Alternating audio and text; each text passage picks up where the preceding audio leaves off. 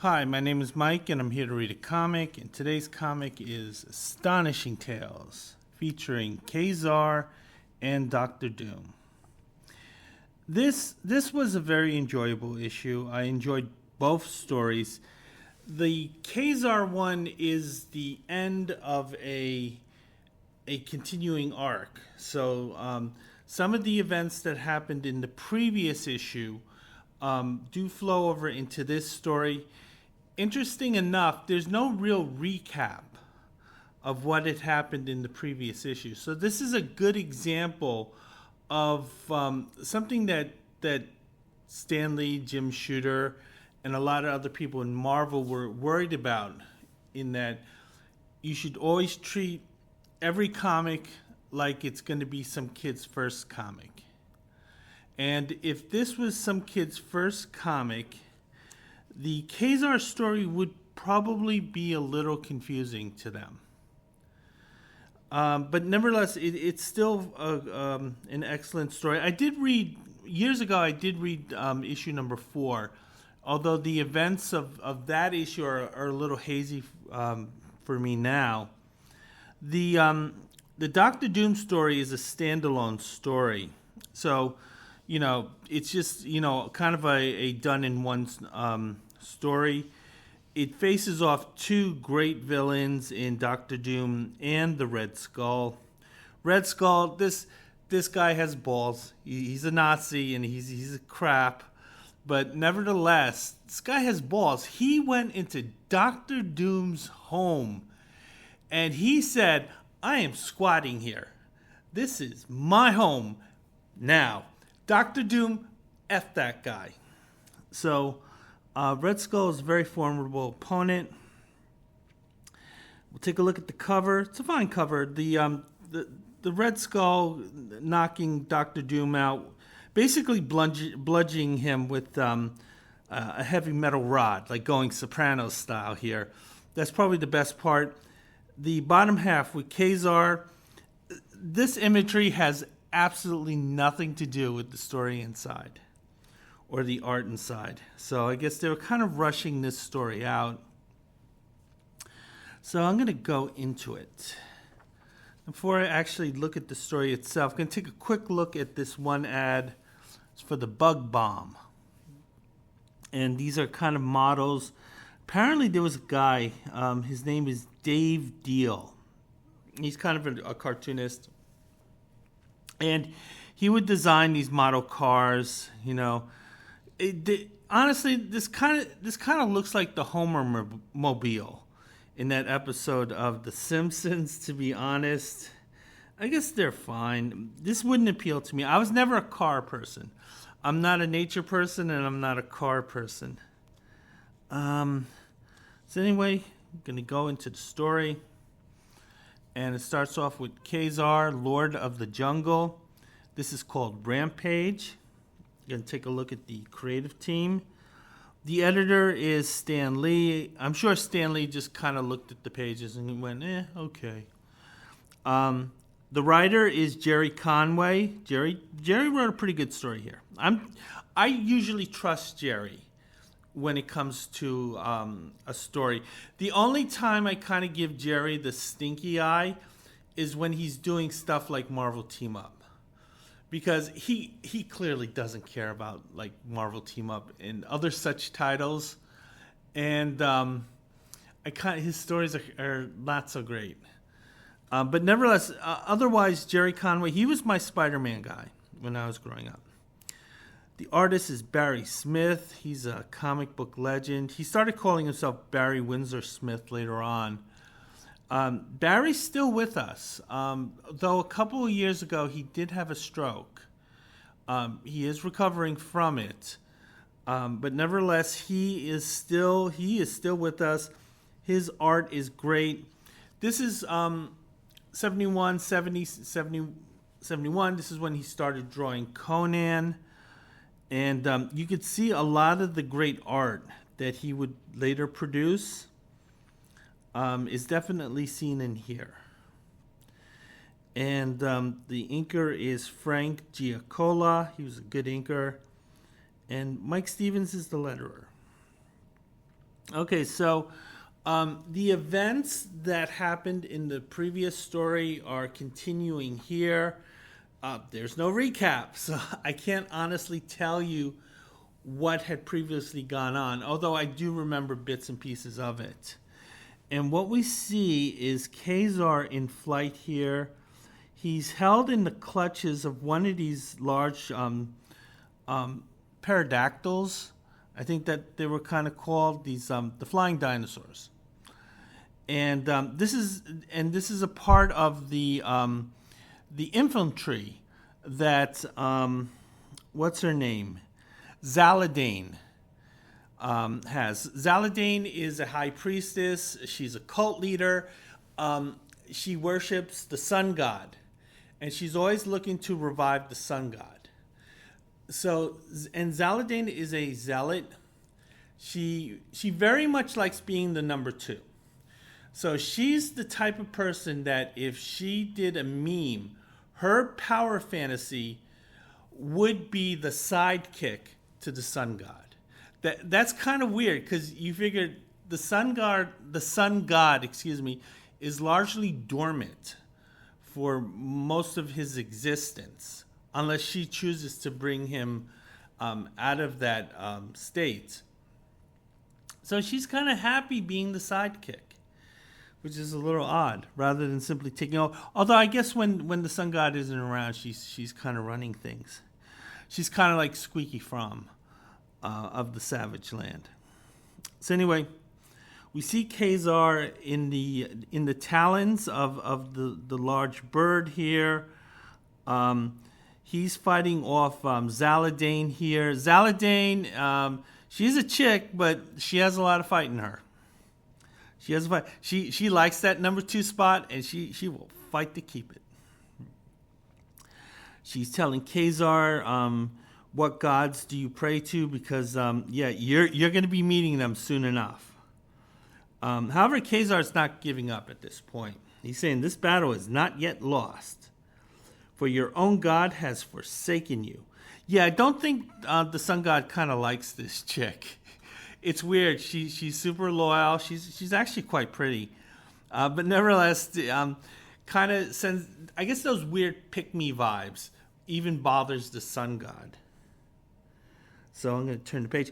By the way, speaking of the art is beautiful, but I'm looking at Ka-Zar's boots, and they're basically socks that he's wearing. There's no support. There's no heels. I mean, this poor guy.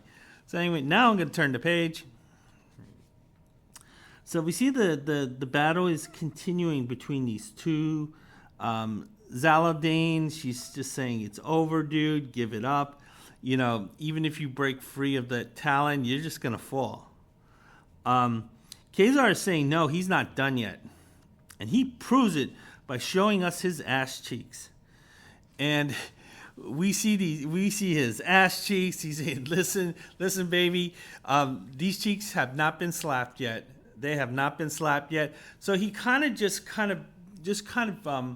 pulls himself up, kind of like a gymnastic here, Olympic gymnastics. Now, as Ka-Zar freed himself from the talon, Zaladane let go of the reins because apparently the flying pterodactyls are blind. So where they go is determined by who's riding them. So they're sort of like horses. They allow these humans to ride them. They're used as flying horses. But the thing is that they have to be under control with the reins, or else the birds just will fly anywhere. So this is a problem at this point because Ka-Zar and Zaladane are still struggling with each other, but now they have this bird that's in free fall, or kind of free flying, I should say. And the thing is, these two are arguing over whose fault this is. So Zaladane's saying, it's your fault, we're going to die. Ka-Zar is saying, no, it's your fault that we're going to die. And these are possibly their last moments on Earth, and they're just arguing this point that really no one will care about. However, you can see beautifully drawn artwork. The pterodactyl is heading toward some forestry here. So there's a large tree here. Ka-Zar sees they're going to make contact, and kind of like they have to pray to some god here. Turn the page.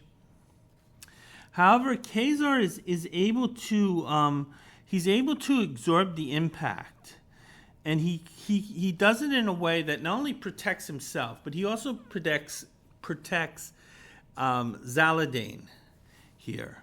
So here Ka-Zar is kind of taking the reins here, where he's kind of telling Zaladane, get closer and closer to me. And Ka-Zar, he's a guy with a good heart. This is a mortal enemy, but at the same time, he doesn't want to murk a woman, and he's going to do what he can to prevent that death. Now the thing is that where the flying pterodactyl had landed was actually at a place called the City of the Sun.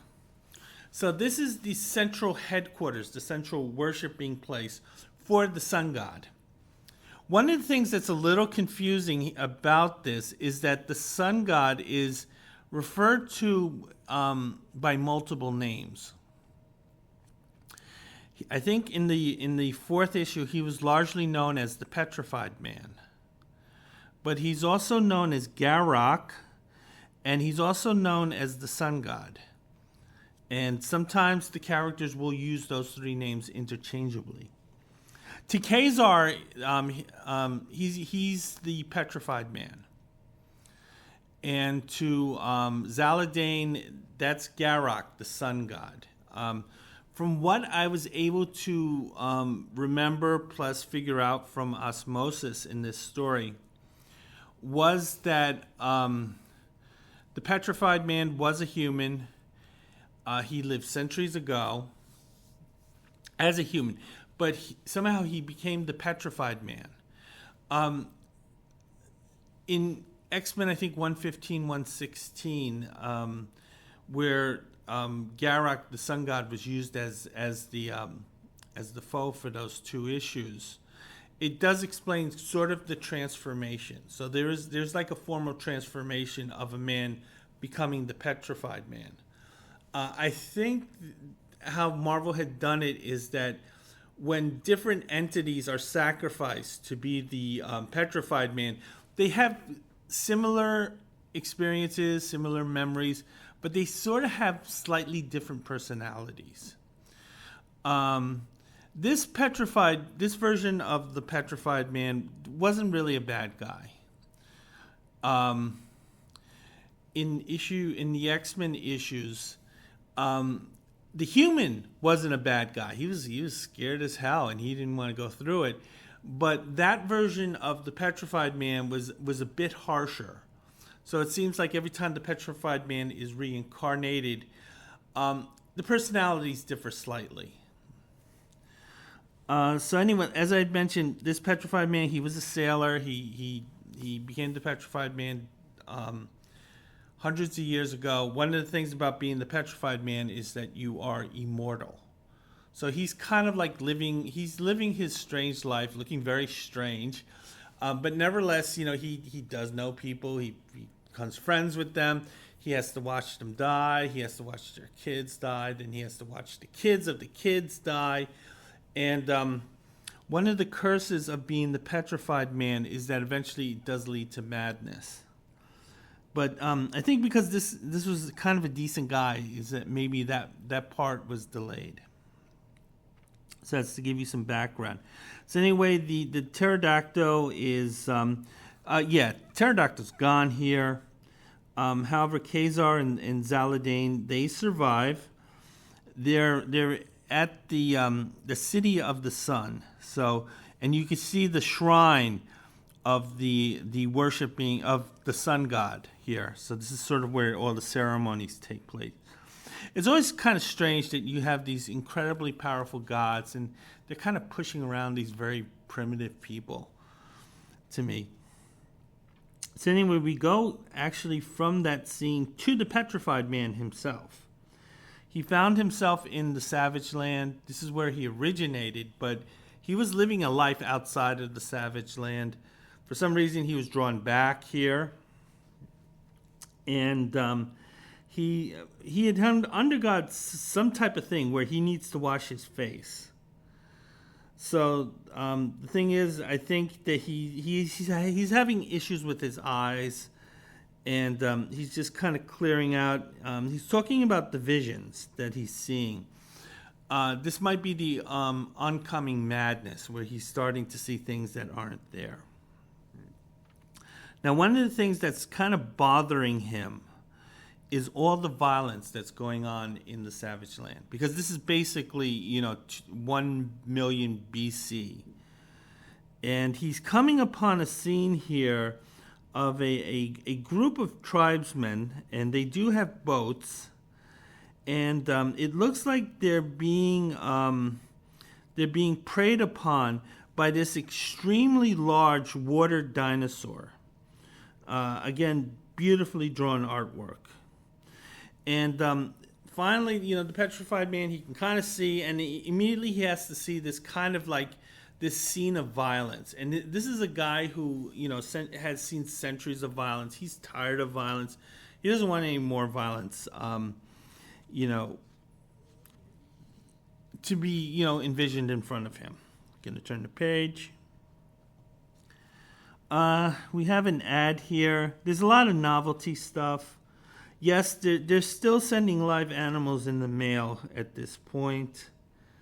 In terms of, they have sea monkeys, and they also have booklets, beat up big bullies, and spy pens, and you have a broken arm joke cast here, and peace rings. And I'm going to turn the page. So anyway, we're going back to the story. This large prehistoric creature, it's looking for a meal, and those guys in the boat, they served themselves up to it. Now, the petrified man, he's kind of pontificating upon this situation, and he's comparing it to something else that he had seen, where there was a battle that happened about a mile away, and apparently there was some type of fight. People were killed, they were slaughtered, and it was done in his name. So it's not like Garak had ordered these tribesmen to initiate this attack. The attack was done on his behalf without his knowledge. And he was horrified by this, because this is a guy who's tired of violence. And he's equating that with this. Now, the difference is obvious in that the battle, the slaughter, the raid, whatever it was, that was being done to those people that were being killed. So that was like a deliberate act of violence and cruelty. This is something that's just happening in terms of survival. These guys on these boats, they just want to go from one side to the other. They eat meat, so they're killing creatures too. One's not as big as this kind of dinosaur serpent, but nevertheless, they're doing what they have to do to survive. And you're getting the same thing from this dinosaur. The dinosaur wants to eat too. And the fact that his tasty morsels are somewhat intelligent and can talk, doesn't matter to the dinosaur here. So, but Garak can't distinguish between the two things. So what he does, he decides to put an end to it. And he's going to use his eye blasts, which are quite powerful. But the thing is, he actually has no plan. He's just going to use like Cyclops and just do an optic blast without any, okay, I'm going to take this side or this side. And the optic blasts are so powerful that everyone is killed. The beast is killed and the men are killed. And Garak the petrified man is initially horrified by what he did. He realized that he had used too much power. He didn't use it well. He failed that Stanley test. With great power comes great responsibility. But the thing is, he's avoiding responsibility at this point because he immediately realizes, hold it, everything's kind of calm and quiet. Now they're all dead, but they're kind of quiet here. So he figures out he goes the Thanos route, and he says, we'll have peace in the universe when everyone's dead.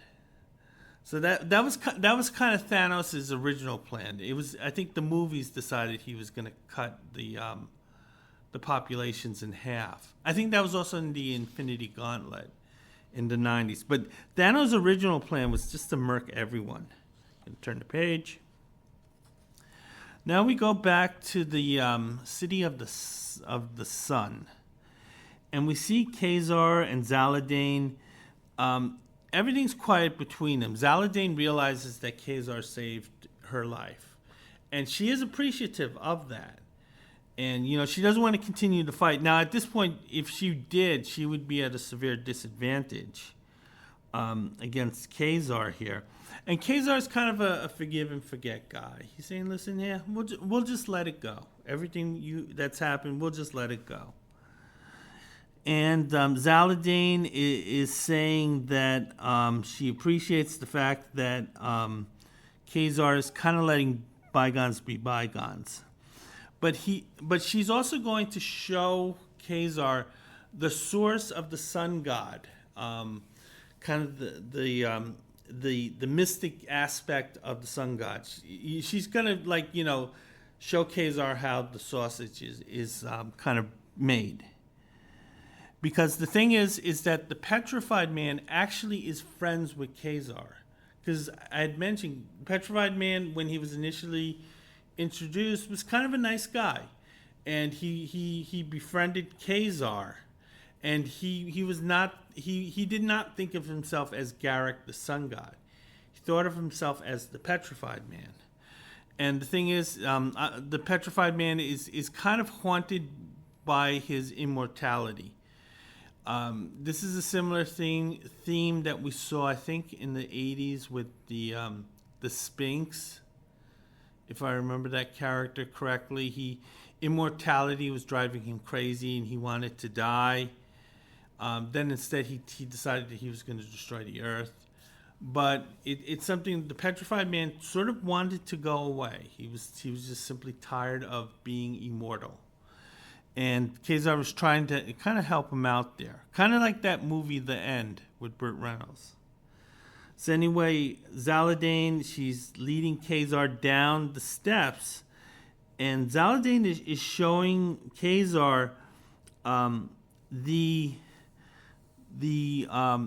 river of power, the river of heat, that is the mystic river, I should say, kind of like the river Styx, that sort of powers Zaladane's,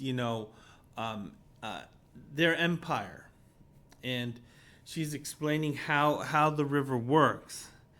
And basically is that if a normal person was exposed to the waters of this river, they would become the petrified man. They would have tremendous power.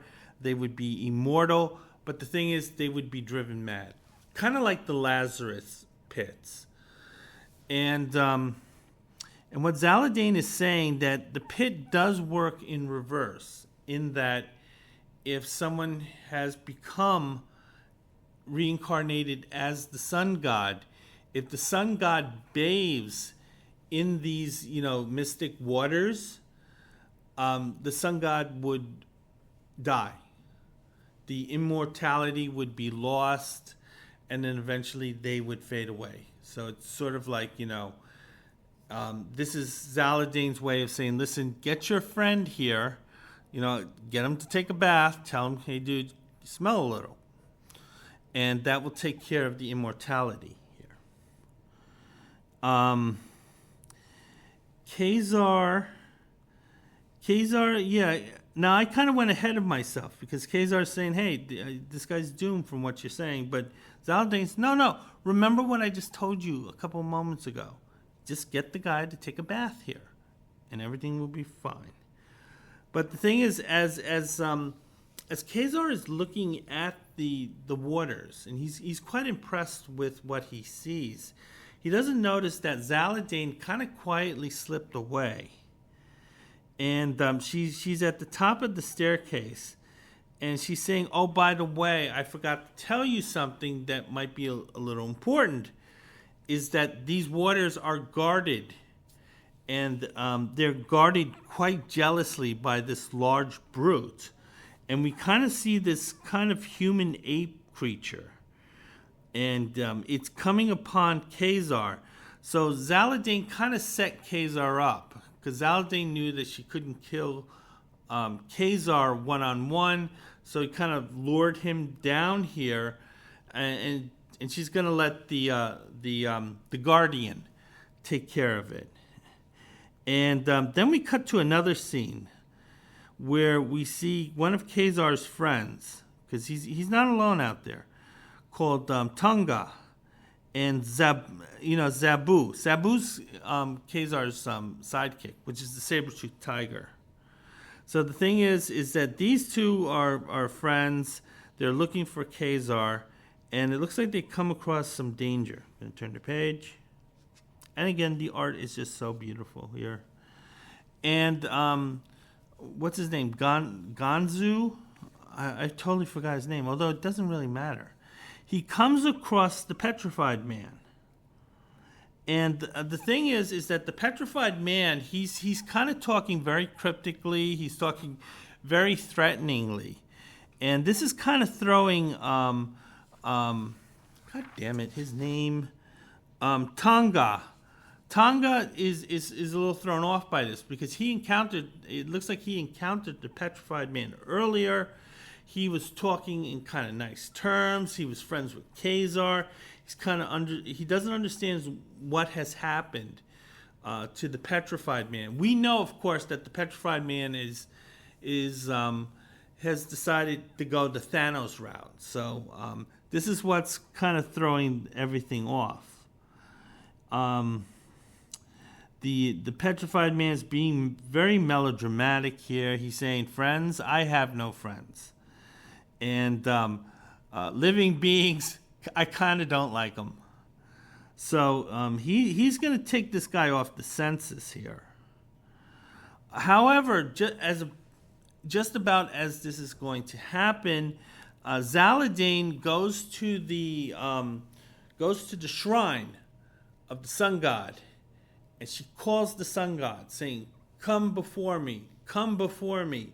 I need to talk to you." Now this is kind of cool, where you have a God who will hear your prayers, and they will be answered, because that's exactly what's happening. Because the petrified man is getting the message that he's being summoned to the shrine. Now, on the internet, there are a lot of Trumpers who are sending prayers to Trump. He ain't doing this shit. He is not doing it. They're saying, "Please, Mr. Trump, I need that $2,000 check you promised. Where's that Doge dividend? I need to talk to you so you can explain stuff to me." These are real pleads. But Trump's not the sun god. He ain't coming. And but this guy does. So Tungar and Sabu are kind of lucky here at this point, because the petrified man's being drawn back to that shrine. Now, before he goes, he tells this guy, "Listen, dude, I'm gonna get your ass. I'm gonna get your ass. This is just a temporary setback." Tongar, he's actually asking Sabu this question. What madness is this, Sabu? This fucking guy is asking a large cat to explain to him what's going on. This guy watched way too many Lassie episodes. So anyway, as the sun god is leaving, we return to Ka-Zar. Ka-Zar is fighting off the Guardian, which again, it's a large ape with two huge loop earrings. Ka-Zar is so far winning at this point. However, the Guardian, being pretty much like more than twice Ka-Zar's size, nevertheless, grabs Ka-Zar in this bear hug. The Guardian can talk and does have intelligence, although the intelligence is somewhat limited, because this is his dialogue. Yellow hair, talk much. Soon, no talk at all. So the Guardian here is not a dumb animal, but at the same time, not particularly intelligent either. So I'm going to turn the page, and we are going to come to the Mighty Marvel Checklist. And I always enjoy reading these. And there's also an in-house ad underneath. We're going to take a look at what was on the newsstand, and you can see what you could have bought had you been here in 1971. I was too young to ask for comics on the newsstand, although there is a comic that might have been the very first one I ever bought here. Okay, Fantastic Four is up to 109. The villain is a nihilist. The issue with the nihilist was that, as powerful as he is, his appearances were almost always, one and done. So as powerful as he was, they didn't really have much problems dispatching him. Spider-Man is up to 95. That's the issue where he goes to England. Swinging England was very popular at the time. Probably a little bit past its prime. The best example of Swinging England that they're trying to reference here is a movie called Blow Up. It was directed by Michelangelo Antolini, which is a great name. So this is Spider-Man in England here. The Avengers, issue number 86. They're side by side with the Squadron Supreme. That was Marvel's Justice League analog. I never read that issue. Thor is up to 186. I had just finished reading 181, the Neil Adams issue. Again, like I said this before, I never really liked Asgard, so I kind of didn't really understand what was going on in Thor. Captain America and the Falcon, issue number 136. There's a surprise supervillain and something about a machine that will destroy the Earth. Hulk was up to issue number 183. This is the Sandman issue. I was always a fan of just about every era of the Hulk. Up until I had stopped reading the Hulk during the Peter David era, which I loved a lot of his stories. But from the Peter David era on down, there is not an era of the Hulk I did not enjoy. Iron Man is up to issue number 36. Again, he was a middle-aged guy. I didn't connect with him. Submariner number 36. This is when he marries Lady Dorma. I think of all the Marvel romances, that was the one I cared the least about. Daredevil's up to 74. It looks like it's taken from the headlines because they're talking about an ambassador being held hostage. There was a lot of politically motivated, crime, lack of a better word. So, Astonishing Tales number 5. This is the issue I'm talking about. Conan the Barbarian was up to number 4. This is the Tower of the Elephant. That was a really, really great issue. The art in that story isn't as good as the art in this story, but you could see the transformation going on. I think, from what I understand, Smith had drawn the Conan issues before he drew these issues. We see Sergeant Fury. It's up to issue 86. I never really bought the war comics. Monsters on the Prowl. Those stories were fine. They were just the monster reprints. The X-Men was up to issue number 69. This is the Sentinels. The Sentinels.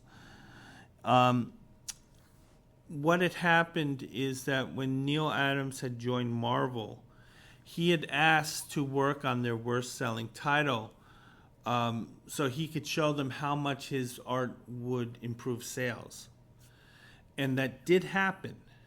But the thing is, the improvement in sales wasn't enough to convince Martin Goodman to continue to pay for new stories of the X-Men. So what he did, but sales did increase. So what he did was he figured that, well, these older stories that we printed like a couple of years earlier, they weren't huge sellers. So any new fans of the X-Men, due to Neil Adams, probably have not read these stories. So we'll just sort of reprint these stories, figuring that most of the newer readers of the title haven't seen them. And the X-Men sort of went on kind of hiatus that way, where the title was still active, but the characters were dormant. And this is sort of the start of that era. I enjoyed some of those stories. In Marvel's Greatest Comics, issue number 31, that's their regular reprint of the Fantastic Four. I was a regular buyer of that. And there's a bunch of other stuff that's on the newsstand. So if you were buying comics, you really needed to get that Conan. And I guess you can just pick any of these issues. They were only 15 cents. Except for the X-Men, I think they were 25 cents. Yeah, you get that X-Men too. Okay, so underneath is in-house ad for two lower selling titles. One is Fear, that's the monster reprint. But what's interesting is this issue of Nick Fury, Agent of S.H.I.E.L.D., issue number 18. These are reprints, so this title was going to get canceled soon. The thing is that this might have been the first comic I ever bought. But the thing is, the place that I bought it from was not a place that sold new issues. They would sell, kind of like back issues that they had a large amount of bulk. And I do remember the choices were very limited. I was like 4 years old, very frustrated that there were no Spider-Mans, that there were no Avengers, but they had like middle-aged Nick Fury, Agent of S.H.I.E.L.D. Although I do have to say, this is a really nice cover. This is a beautifully drawn cover. But because, he wasn't a superhero, he was just a regular guy, I didn't really gravitate to it, although I did make my mom buy it. So I'm going to turn the page. Full page ad again for life-size moon monster. The NASA program, the Apollo program, still had a lot of juice with kids. So even though there's nothing to indicate that this has anything to do with the moon, they figure, hey, we'll just slap moon on it. Maybe we'll make some sales. Can turn the page. So we're going back to the story, and we're going back to the petrified man. And he's encountering Zaladane here. Now, it's a strange thing here in that this version of the petrified man doesn't want to be Garrock, the sun god. But Zaladane is insisting on that. Zaladane is a huge pick-me girl. She needs someone to be a sidekick to. And she's saying, God damn it, you're our god. You have to have dominance over me. I want you to rule my life. So this is kind of a strange situation where there's this huge group of people who want someone to rule their lives, and they picked on someone. This kind of reminds me of the film The Man Who Would Be King, with Sean Connery and Michael Caine. That is a great film, The Man Who Would Be King. And the thing is, they actually sought out who they wanted to be their god. based on a very very low level standard. But the thing was, in the film toward the end, Sean Connery, who was the character who was their god, he started going off script, and he was asking things of the people that they were like, hold it, our religion says that you're not supposed to do this. But Sean Connery, being a regular human, he wanted to do this stuff. He wanted to have a wife, but the natives were like, no, you can't have a wife because our religion says that you'll burn her with your superpowers. But Sean Connery wants to have sex with an attractive woman. And basically the whole jig is up at the end. It's a great film. But this is what it kind of reminds me of. The priestess is saying, we want you to be our God. We want to pray to you. And Garak's, no, I want to kill all of you. So they're having this fight here. Garak is the superpowered being. So, he's the one who's going to win. So he starts turning on Zaladane here. Now we go back to the cave underneath. So the drama with the Petrified Man and Zaladane, that's happening above ground. This is happening below ground. And Ka-Zar, he's pressing the advantage. He's winning. This is like when Tony Soprano and Ralphie fought over the horse being cooked. And at this point, Ka-Zar is Tony. He is winning. He grabs something big and heavy, as a lot of characters on The Sopranos does, and he smashes it over this guy's head, which also happens in The Sopranos a lot. And Ka-Zar has won this fight here. The Petrified Man, he turns on Zaladane. Zaladane is running for her life here. She's lucky that the sun god kind of he aims like a stormtrooper, so she's okay at this moment, but she's calling for help. She's calling for Ka-Zar's help. Ka-Zar, since he won that battle, he's able to hear what's going on, and he goes up the steps to see what's happening. Gonna turn the page. And again, this is one of the best panels, one of the best pages, I should say, in this entire issue.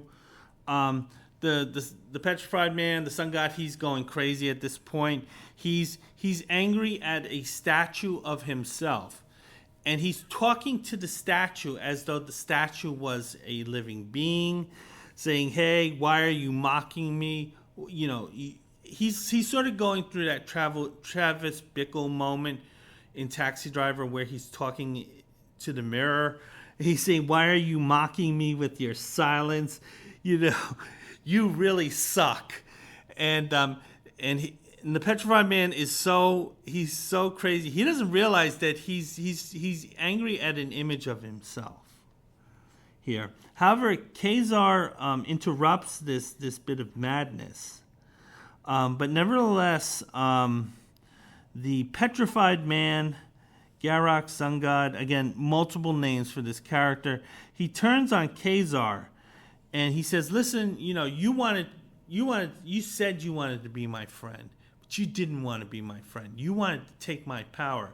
So here, I'm going to show you my power. I'm going to give you a little bit of that power." And he sends an optic blast to Ka-Zar. Ka-Zar's a little confused, saying, "Listen, dude, you're talking in riddles here." And the Petrified Man, he's not listening to it. Again, this guy's totally nuts at this point. But the thing is, he's still aiming like a stormtrooper, so Ka-Zar's not being touched by it. The Petrified Man, he's angry. He's accusing Ka-Zar of using double talk and all that. Ka-Zar's trying to talk some sense into the guy, saying, "Listen, it's a part of the process. You're going crazy, but I'm here to help you. I'm here to be that hand that reaches out to you." Ka-Zar slugs the Petrified Man, which must have hurt his hand. Petrified Man has the audacity to say, "You strike? Is this your honesty? Dude, you're firing optic blast at him. He has the right to defend himself. There's a reason why he's hitting you, is because you're attacking him. And again, it's similar. He's not making these connections. So we get an idea of just how far the petrified man has gone. Ka-Zar's still talking sense to him. Listen, dude, seriously, you're a nutcase, and you need a little help, and I'm here to help you. And I can fix, what you need. Again, Ka-Zar is making this passionate plea, drawn very beautifully by Barry Smith. The petrified man saying, pain? You know nothing of pain. And again, the petrified man is talking about his life, how much of a curse immortality has been to this guy. And he says, listen, I'll show you suffering, the suffering I've had, because no one has been where I've been. Like, you can't have a meaningful conversation about the pain that the petrified man has gone through, because no one else has gone through it. He's alone. He was alone in what was going on with him. So it's difficult. You can't connect with him. No matter how much Ka-Zar's trying. Ka-Zar's trying really hard too. So I'm going to turn the page. Again, some beautifully drawn art. What's happening is the battle that's going on above ground, it's destroying the floor that they're on, which is allowing them to fall into where that mystic river is. The river Styx, the river Power, two are struggling. It's kind of like the final prequel where Anakin Walker, Darth Vader, I don't think it was Darth Vader at that point, and Obi-Wan Kenobi, they were just like whacking each other, and I think it went on for like 15 minutes, and it was like, destroying the minds of the audience, because it was just this not meaningless battle, but it became meaningless because it was just like, dude, when is this going to end? So anyway, but actually this one panel captures the struggle, I think, much better.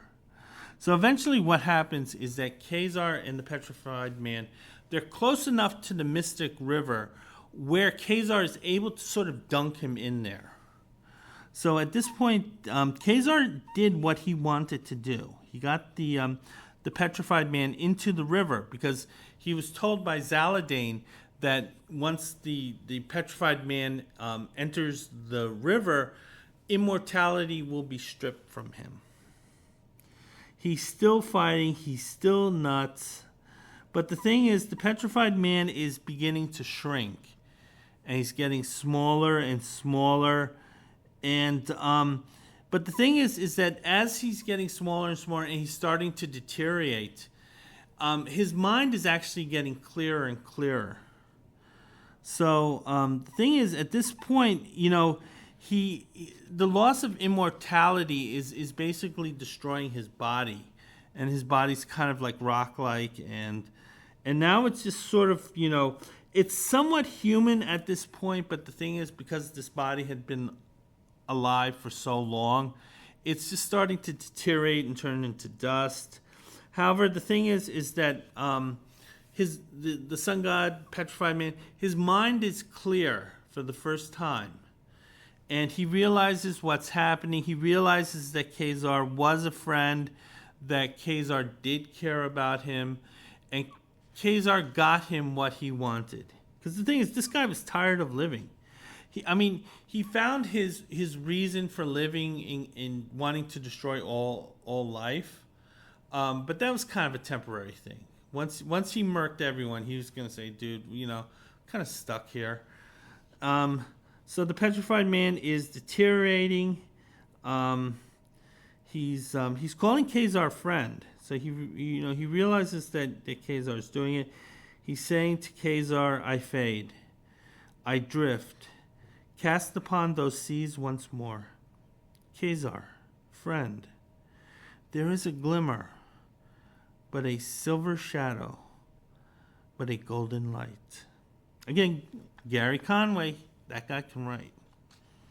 So what happens is the petrified man is over. He is turned into dust. Ka-Zar, he does mourn. He slightly mourns. He's still in trouble because there's Zaladin hanging around.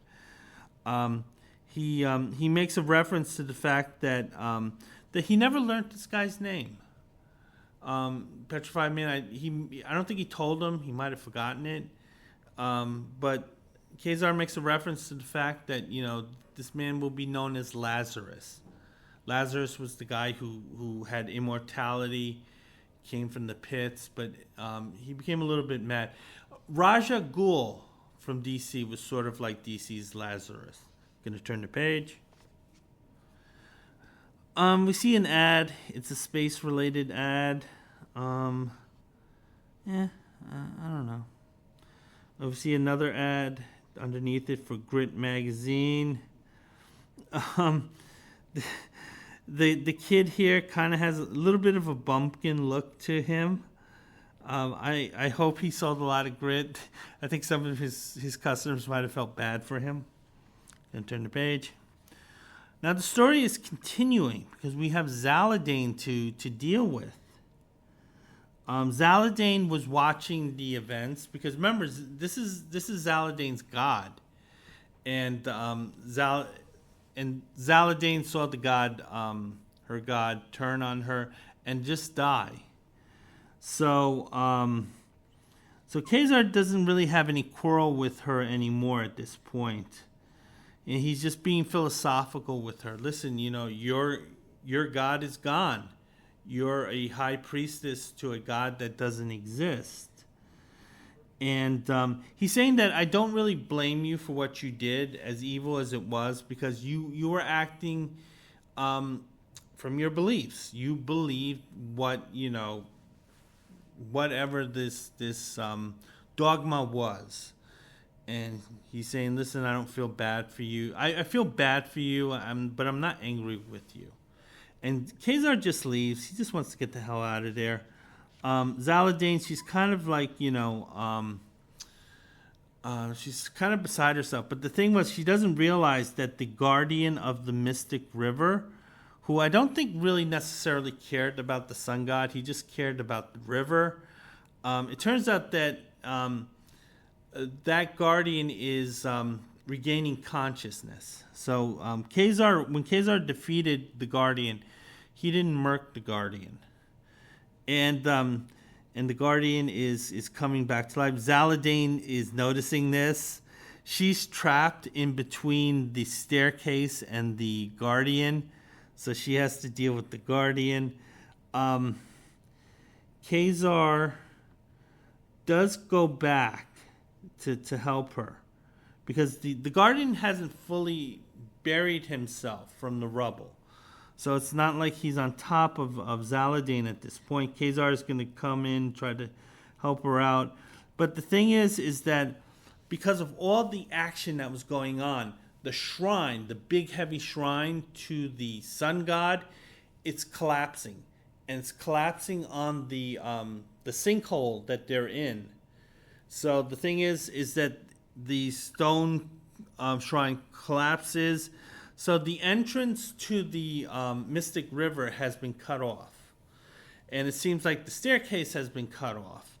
And Ka-Zar's friend,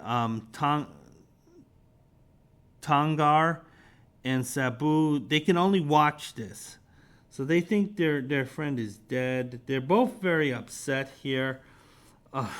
Zabu, who's probably the smarter one of the two of them, nevertheless, he realizes what's going on. However, coming from the dust and the asbestos comes Ka-Zar.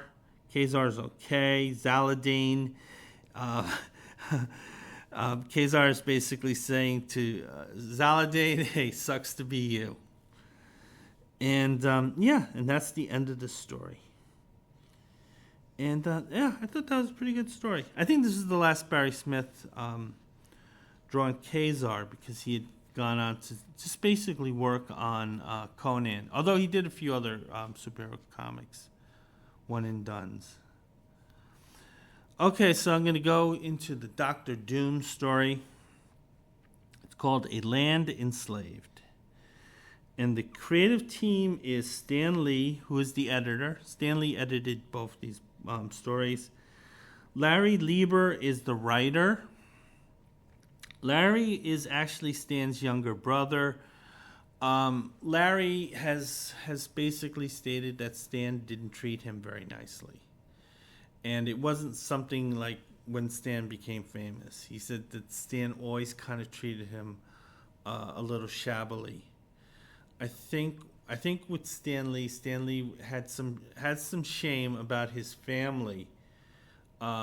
He was Jewish at a time when there was a lot of anti-Semitism. He probably felt that being Jewish held him back. A lot of guys changed their names. Jack Kirby did too.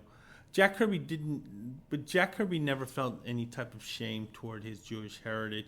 Stan Lee apparently did. Also, he married a non-Jewish woman, Stan Lee, who kind of was a little bit anti-Semitic. It was just odd. What's odder is the daughter also became a little bit anti-Semitic, even though her dad's Jewish. Weird dynamics. So anyway, poor Larry, he was kind of treated shabbily by Stan. The artist is by George Tuska. The art is a little different from what normally you would see from George Tuska.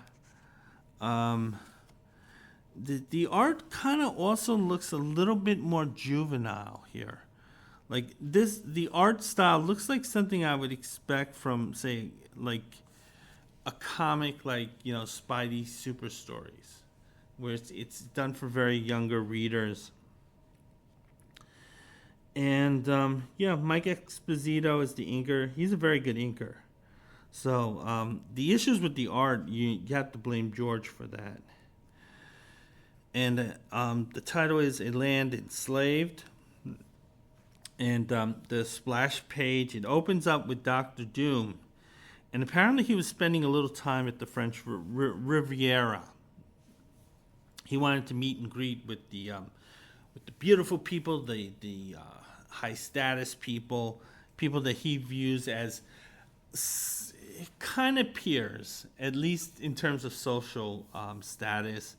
Dr. Doom's very egotistic guy, brilliant guy. He rules a country. He wants to rule the world. He has a lot of ambitions, but this is also a guy who walks around in a metal in a metal outfit here. So any juice that he has from those things are kind of taken away from his style of fashion. However, he didn't find any amusements with being on the French Riviera, so he's flying home back to Bavaria here.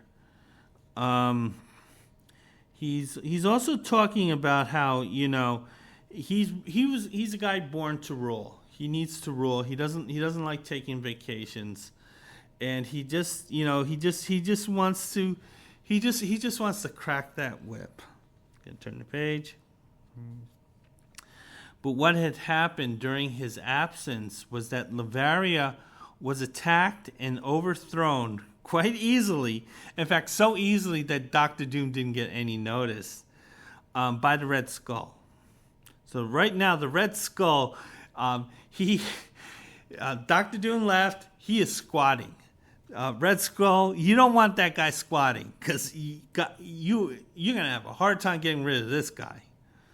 So anyway, Bavaria has fallen, and you got to give credit to the Red Skull. He didn't go after a small little kingdom. He went after Dr. Doom. This guy, when he attacks, he goes for the top. So he's talking about the Mustache Man, saying that what he couldn't do, the Red Skull had done.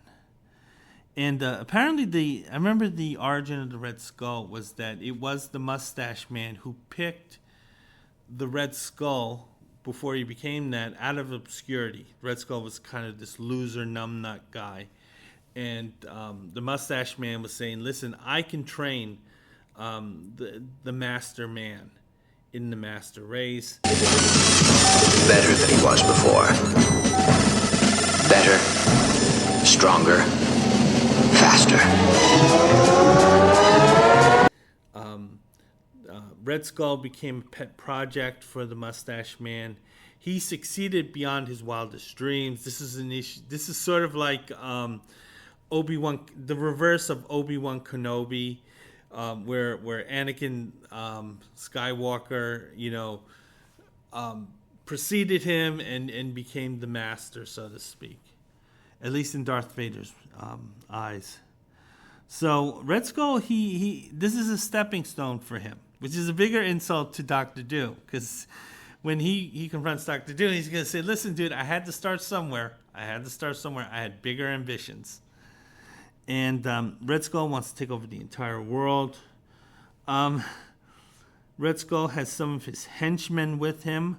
They're known as the Exiles. These were Jack Kirby creations. They were late Jack Kirby creations. Jack Kirby kind of drew inspiration from the Mustache Man and his sort of cabinet.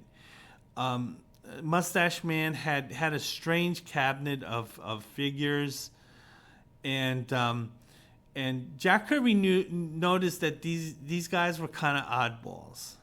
So when he did some of the characters for Darkseid, like Darkseid's cronies, he drew inspiration from what had happened in, Grazi, Germany. You have to be careful about using the proper terms, because a lot of the social media platforms don't like you using them. So anyway, Red Skull here, he's being reminded by one of his lackeys that Dr. Doom's going to be back, and he's not going to like this. Red Skull has been very calm here. He's saying, of course I know that, asshole. Now, the thing is, Red Skull, like, whenever any of his minions, like, gave him any type of back talk whatsoever, he would just pull out that red dust and just murk them right there. Red Skull is taking a lot of crap from these guys here. So he's sort of giving these guys a lot of flexibility he normally doesn't do. So anyway, he's toasting with the Exiles here. They're all into their conquest here. He's saying, listen, I'm the guy who's holding the cards. I'm the guy who knocks. That's what Red Skull is saying. However, Red Skull, he's being interrupted here, and he's being told that Dr. Doom is flying back to Lavaria. So obviously, Red Skull, he's going to monitor where Dr. Doom is, and he's going to find out, hey, this guy's coming back, and he's going to be a little surprised by what's going on. Red Skull, he was waiting for this. He knew this would happen. He gives the order, hey, you guys, this is like, red alert here. He's being Captain Kirk at this point. And he sees Dr. Doom on his video monitor here. And he's still kind of in awe of Dr. Doom. He said, listen, even from this distance, this guy's kind of an awesome guy. He's a formidable opponent. I'm up to it. Wouldn't have picked this fight if I wasn't. But still, I know I'm going to have a fight on my hands. Going to turn the page. Yeah, a couple ads that, don't need to look at these things. So, going to go back to the story. Red Skull, he's fortifying his position in the castle, and he's saying, listen, don't fire on this guy until he's in range, because some of these guys, they get a little skittish and they fire too early. Now, Dr. Doom arrives in Lavaria. He's seeing that it's really quiet, there. No one's there to greet him. Dr. Doom, maybe a little insecure, kind of saying, hey, where are those planned, spontaneous, celebrations for me? He wants his people to think about him all the time. That's sort of how Dr. Doom maintained his empire, is that he wasn't necessarily violent, but the threat of violence was always there. And that kind of kept the peasants in line. So they were always fearful. And the thing is, if he unleashed real violence against the peasants, then at some point they're going to start hating him. Because there's a difference between, okay, you fear someone and you hate someone. And that happens a lot in mob circles. Paul Castellano, originally he was a guy who was feared, and it was understandable. He had a lot of power for a criminal, but then at some point it turned into hate. And the thing is, that when someone hates you, they're not afraid of you, and they're looking to get even with you. So Dr. Doom knew how to maintain power here. And but nevertheless, he doesn't understand what's going on. No one told him that Levaria has been taken over. I think maybe some of his agents are going to have to explain to Dr. Doom, why didn't you say anything to me about this? I think maybe they were kind of hoping Dr. Doom would go away. I don't know. But anyway, the guards, they see Dr. Doom. He's about to descend. They see he's in range, and they start firing on him. Dr. Doom is surprised by this, but he wants to find out who these guys were, because he's really mad at them. Now, one of the things he is doing, he's keeping quiet, because he wants to find out who exactly is behind this. One of the guards indirectly mentions the Red Skull's name. So at this point, Dr. Doom knows that the Red Skull is behind this. At this point, he knows what's going on.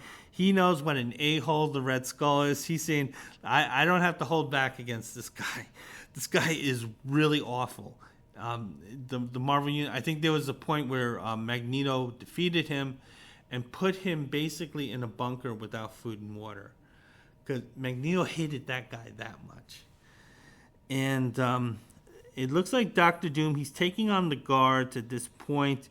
And he's using kind of like wind to kind of to throw the guards off balance here. You can turn the page. So Dr. Doom, he's also being a little nicer here, because he's stunning the guards into unconsciousness. Normally he would murk these guys, but for some reason he's just saying, I'll just knock them out, and I'll torture them at my leisure. Red Skull, he's not happy with the performance of his guards. Dude, seriously, you're the guy who hired them, or you're the guy who hired these guys. Why they complain about their minions, I do not understand. So anyway, now the Exiles are coming in. The Exiles are, again, a group controlled by the Red Skull. They do have kind of weird pseudo powers that aren't necessarily impressive, but they're impressive when Jack Kirby draws them. And so anyway, Red Skull, he's just going to use some of Dr. Doom's weaponry against him. Red Skull, he fires a weapon at Doom. Looks like a harpoon.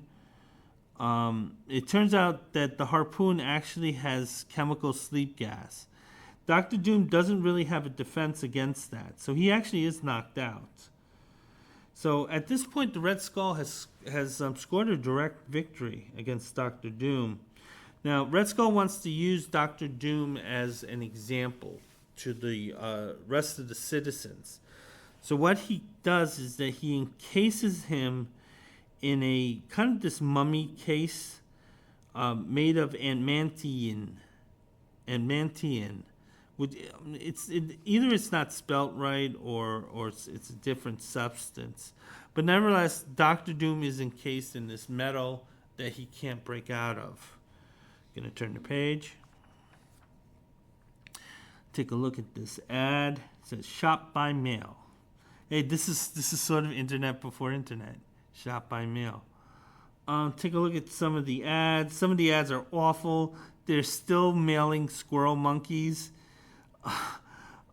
It's interesting here that what they ask for: send cashier's check or money order with your telephone number and nearest airport. They're basically warning any customers, you better pick this monkey up as fast as possible, because the longer he's waiting or she's waiting, the longer that monkey's going to get traumatized. Please don't mail living things in the mail. And that looks like you have a big future in accounting, and you get one of these adding machines. I remember there used to be ads on how to be a cashier. There were trade schools, and these are obviously scams. And they would train people how to be a cashier. Turn the page. And we see Red Skull here, back to the story. Red Skull, he's ranting here that he's officially conquered Doctor Doom. At first, he conquered Doctor Doom's country, his land. Now he conquered Doctor Doom himself directly. He's like, Fantastic Four, take that. He's making a fist, kind of like this jerking, making the jerking motion. He's saying, yeah, take that, Captain America. But the thing is that the mummy casing that Doctor Doom is being held in actually does absorb light. And Doctor Doom can use the energy that is being created to power up his armor. So what's happening is that the light is being absorbed by the casing, the mummy case, and then it's becoming, the heat is increasing inside the casing. And Doctor Doom is able to take advantage of the heat that's being generated. So on one hand, the heat is growing unbearable, because even in his armor, he's starting to feel it. But at the same time, it's also powering his armor. And he just sort of needs just a few moments to kind of, generate enough power, store enough energy to break out of this encasing. Meanwhile, we see Red Skull's minions. They're taking over. This is the Red Skull's version of ICE. They're just banging on doors. They have no search warrants, this is basically ICE. What's going on? The ICE agents here are telling the people of Lavaria that they're taking. There is no place in the Fourth Reich for the old and sick or the subversive, because what happened here is that the particular house that they're banging in is apparently where the broadcast of the Freedom Broadcast Station is. Again, kind of a contradiction here, because would an organization like this really exist in Doctor Doom's domain? Because Doctor Doom's only slightly better than the Red Skull. So anyway, it looks like these people are being taken to concentration camps. And we're told here in the dialogue box in this panel, and for those who dare protest, no questions, no arguments, nothing but obedience. And this guard, he pimp slaps this middle-aged woman. Now, sadly, in Minnesota, the agents were much worse than what the Red Skull had to offer, which is a sad commentary. However, Dr. Doom has generated enough energy. He's able to break out of that mummy case, and he's free at last. I'm going to turn the page.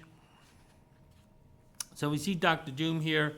He's broken out of the encasing. His armor has been refreshed. It's generated. He is like, I am Von Doom, hear me roar. At this point, and he's saying that nothing will escape his vengeance. Then we go back to the Red Skull, and the Red Skull finds out what happened. Now, apparently, this mummy case wasn't in the castle; it was at another location. And Dr. Doom is heading up to the castle for this final battle. And we see that the Red Skull is prepared. He's using one of Doom's weapons to counter Doom. So this is sort of like, again, this is say hello to my little friend moment for these two guys. Dr. Doom, he knows territory, so he's able to blast underground, and he's able to reach the tunnels underneath the castle. So he's kind of using this. He knows where the main power station is, and he cuts off the power supply to the castle itself. So the thing is that the weapons won't work because they have no power. Can turn the page. So anyway, the Red Skull's minions, they notice that the electricity has been cut. So they inform the Red Skull that the weapons no longer work because there's no power to them. Dr. Doom, he takes advantage of this situation by attacking the guards. The guards, they're no match for Dr. Doom one-on-one here. Their small guns won't do anything against that armor. Red Skull does have an idea on how to deal with the power issue. Basically, he's saying just attach a small independent generator to the weapons. And he's kind of telling the minions how to do this. So the Red Skull, he does have a backup plan. So the weapon that the Red Skull was planning on using against Dr. Doom is now active because of the generator. And however, the man operating the weapon doesn't want to fire because their own men will also be affected by the weapon and they'll be killed. Red Skull, in kind of James Bond villain mode, says, fuck that. I don't care about those guys. We can murk them. It's fine with me. So the minion here has to fire here because he knows what Red Skull will do if he doesn't.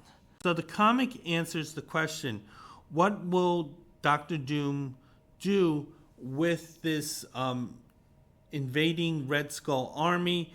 Apparently, Red Skull went ahead and murked those guys for Dr. Doom. Dr. Doom's probably saying, hey, thanks, dude. You saved me a little bit of work. But thing is that Dr. Doom's saying, listen, I'm in charge now at this point because, my resources in my armor are just too vast. Even my own weapons can't stop me. Can turn the page. We got another ad here.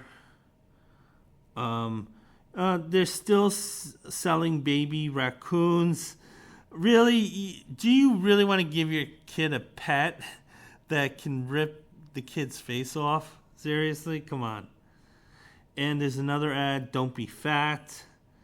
And yeah, and there's some NFL decals, helmets. So yeah, so if you're into the NFL, you can get some decals. You can turn the page. Take a look at another ad. They're mailing fish at this point here. And again, why are you mailing fish? I'm really horrified by what we did in the 70s. You can turn the page. So anyway, what's happening is that the Inferno is taking care of the Red Skull's troops.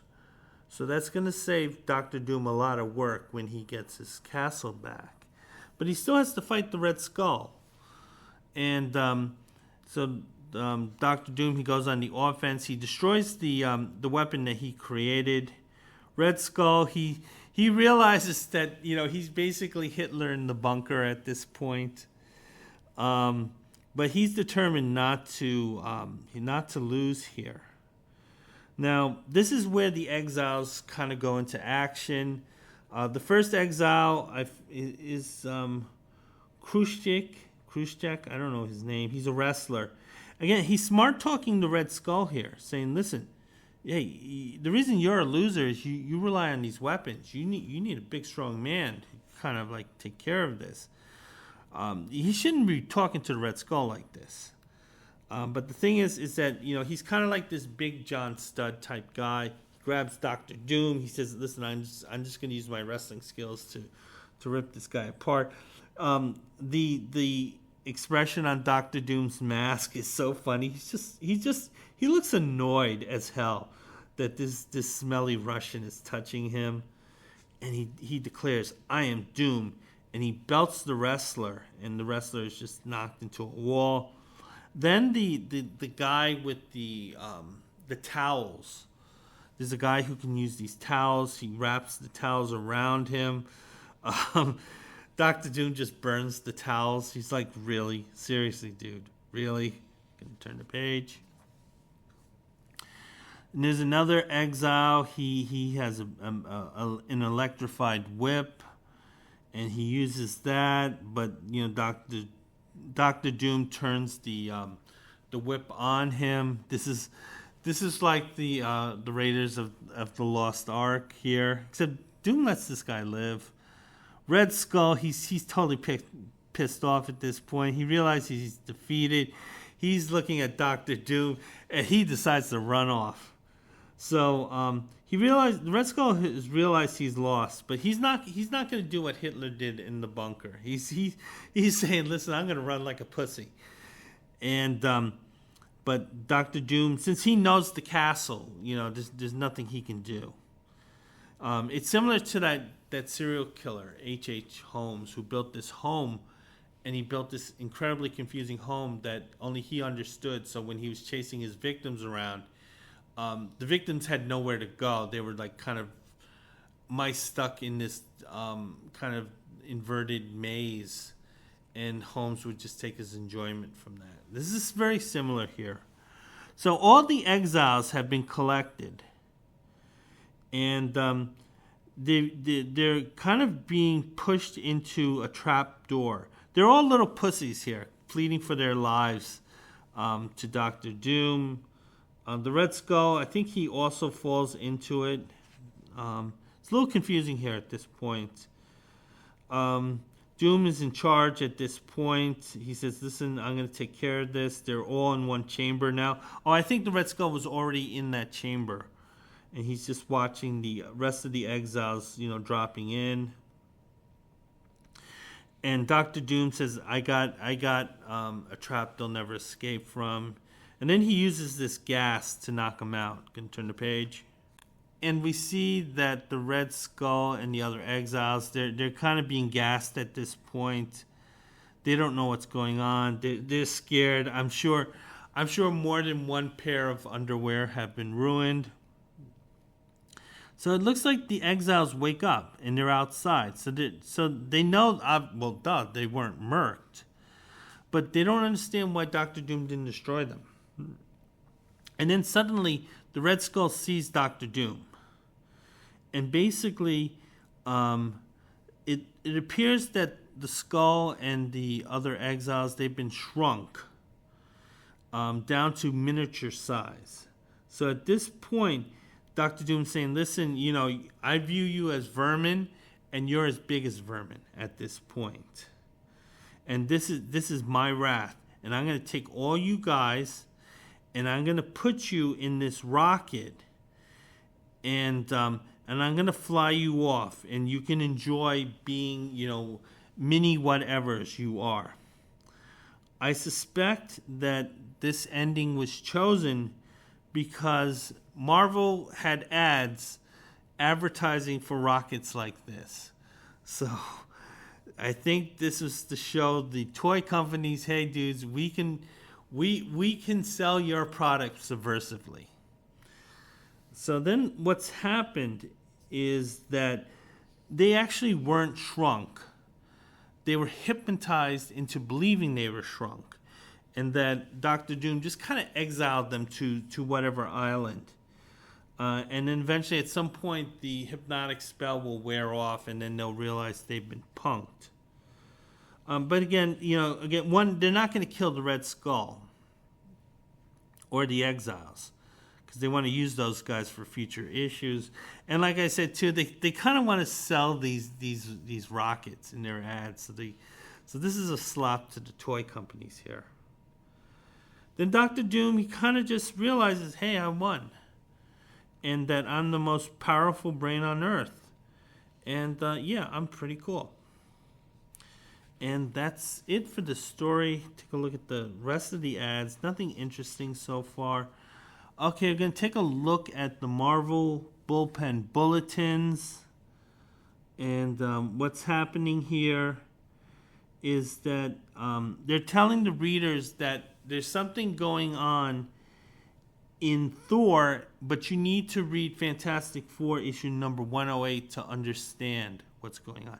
Similar to like the Old Testament and New Testament. To understand what Jesus is saying in the New Testament, you got to have to read the Old Testament. So we're going to make you buy both those Bibles. Another item is that Sam Rosen has been ill and he needs a break. And Artie Simek has been taking over for him. So Artie's been getting overtime. That's what they're telling you. Next item is Conan.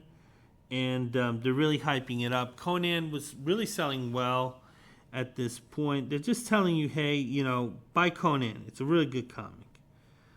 The next item is about the subscription service. And basically they're saying that Nancy Murphy is the one in the office who takes care of that. And if you have, any requests or you want a subscription, you can send a letter to Nancy. They give you the address. The next item is something about a media tie-in. Oh, yeah, basically a personality from WABC kind of dropped by the bullpen. They were kind of doing a fluff story. Apparently some John Buscema art is going to appear in a National Football League magazine. Some other nonsense that I really don't care about. They're talking about Federico Fellini. He was a famous Italian director. And that the two became friends. I think Fellini liked Marvel Comics. We see Stan Lee's soapbox. He's talking about Captain America and the Falcon. And it was interesting what was going on. That comic was touching on social issues much more than other comic books. The thing with Captain America at this time was that Captain America was a flagship character for Marvel. It's one of the top characters. But it didn't sell like a flagship title. So they were always looking for ways to juice up interest. One of them was incorporating the Falcon, having a partner. And having a partner who was African American, figuring they would have an African American market. They knew black kids were reading their comics. It took them a while to sort of appeal to that market directly. One of the problems was obviously their own internal racism. Another problem was the racism of news dealers. These guys, they're kind of skittish guys. They knew stories where if a black character appears on a cover, there are newsstand dealers who will not put those issues out, whether it be comic books or magazines and so what. So they were always trying to figure out ways to kind of juice sales, and they figured, okay, we'll take this African American character, we'll pair him off with Captain America, figuring that would sort of override any racist a-holes issues with putting the comic out. But they're also mentioning here that there's more attention from the readers about the subjects that the comic is touching rather than what's going on with the comic. So the thing is, they're getting a lot of feedback from readers talking about the social issues, but they're not talking about the action in the comics. Stan Lee's kind of bothered by this, saying, listen, okay, we'll give you a comic book that has a cover, has 2 or 3 pages of art, and the rest will be letters. So they're kind of frustrated over that. So that's what's going on. Stan being a little cranky here. Turn the page, and we are going to get to the letters. And yeah, so I'm going to take a look at some of the letters here. They're talking about Astonishing Tales 3. I think the first letter is kind of like the Doctor Doom story because Wally Wood did the art. Wally Wood, great artist, but at this time his skills were diminishing a little due to a lot of his personal issues. And Ron here, he sees potential in the comic here. The next letter is talking about the Barry Smith artwork. I think that was issue 3. And he really enjoys it. He would like to see Ka-Zar come back to New York, but he realizes that the stories are probably going to be centered in the Savage Land. Let's see.